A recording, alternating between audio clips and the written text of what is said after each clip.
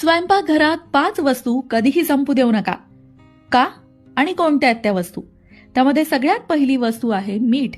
मिठाला 14वे रत्न म्हटलं जातं. मीठ नसेल तर आपलं जेवणच नाही तर जीवनही आळणी असतं. मिठाला माता लक्ष्मीचा भाऊ म्हटलं जातं. म्हणूनच स्वयंपाकघरामध्ये मीठ कधीही संपू देऊ नका. दुसरी वस्तू आहे दूध.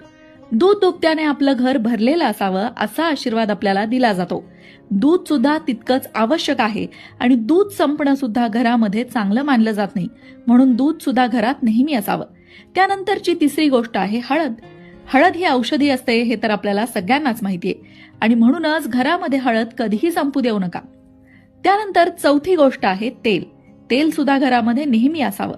आणि 5वी गोष्ट आहे पीठ.